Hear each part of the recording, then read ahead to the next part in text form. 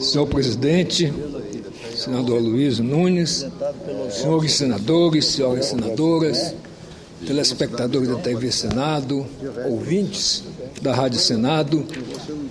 Após o nosso recesso, que aliás eu passei integralmente no meu estado, fui inclusive visitar a maior parte dos municípios do interior, como estive na capital em vários eventos e acompanhei de perto também, obviamente, como acompanho todo dia, mesmo aqui, o noticiário e principalmente me impressionei, senador Aloysio, com a propaganda institucional do governo, que nada mais é do que uma campanha eleitoral antecipada. Imagine que o governador, dirigindo um trator, uma motoniveladora, dá entrevista para a repórter, dizendo que aquela obra do governo ia fazer isso e aquilo, e ao mesmo tempo responde a repórter que ele está definido como candidato a senador. O que é isso? Não é uma propaganda eleitoral antecipada? Usar o mecanismo, um abuso do poder político e propaganda eleitoral antecipada. Mas, senador Luiz, eu fico muito triste quando ouço falar certas coisas a respeito do nosso judiciário. Por quê? Tenho 2 filhos juízes, e quando eu ouço ou leio que o judiciário não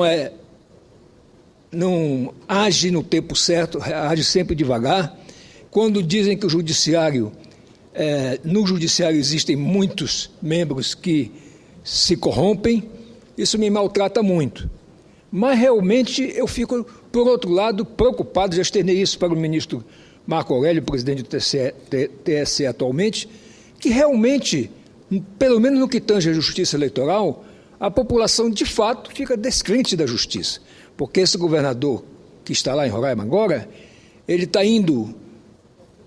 completando este ano o 7º ano do seu governo, porque ele pegou 3, digamos assim, de herança do ex-governador Tomar Pinto, que faleceu, e foi reeleito de uma maneira altamente corrupta, denunciada em todos os meios de comunicação, e, no entanto, ele já está para se afastar do governo, para ser candidato a senador, para poder justamente ter condições de manipular.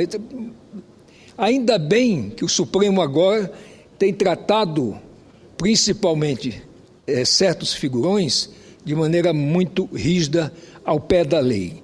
E eu espero realmente que nós possamos fazer uma profunda reforma eleitoral, política e eleitoral, de forma que a gente possa, com essas experiências todas vividas, fazer uma nova realidade neste país. Por exemplo, acabar com esse instituto da reeleição, botar um mandato de 5 anos sem direito à reeleição,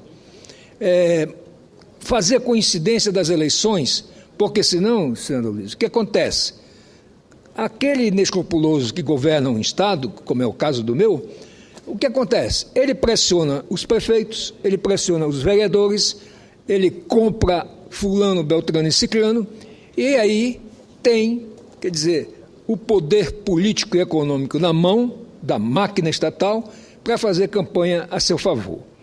Isso realmente desnivela a campanha e a disputa eleitoral. Por quê?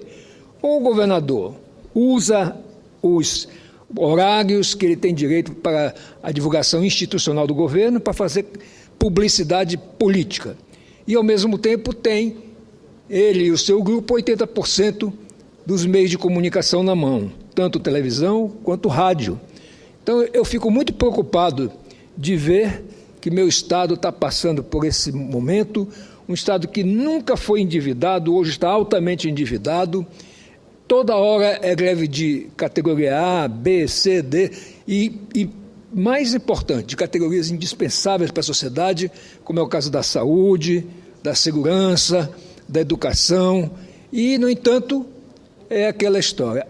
A imagem que se vende para o povo, primeiro, é que o que ele fez de corrupção na eleição não tem problema, porque até hoje não foi julgado. Então, eles vão ver que na próxima eleição, que é este ano, também não vão se preocupar com se o fulano é corrupto ou não é corrupto, ou se está fazendo corrupção ou não, porque ele vê o exemplo que este não foi punido. A mesma coisa é a questão dessa igualdade que se pretende dar, através de mini-reformas, que nunca vai se dar, é a gente fazer uma coincidência de mandatos. Então, a eleição do vereador, passando pelo prefeito, deputado estadual, governador, deputado federal, senador e presidente da República, num ano só. Por que desvincular as eleições municipais, o que encarece mais ainda para o próprio o Estado, porque através do recurso que precisa para promover eleições através dos TREs e do próprio TSE a cada 2 anos. Então isso é inadmissível. Fora isso, não fosse tudo isso que eu já falei suficiente, o governador de um estado pequeno como o meu, que tem 500 mil habitantes, e que é o grande empregador e é o grande pagador, comprador, ele termina realmente dominando a sociedade e impondo, sob uma falsa propaganda e sobre a pressão e coerção e compra, aliados que não podem ter outra opção, às vezes, de caminhar. Mas eu espero que o eleitor tenha consciência esse ano de que o voto consciente é que traz realmente um país decente, um Estado decente. E que voto o voto é secreto. Ninguém vai sofrer perseguição porque ninguém vai saber em quem o fulano votou. Seja funcionário público, seja empresário que fornece para o governo, enfim.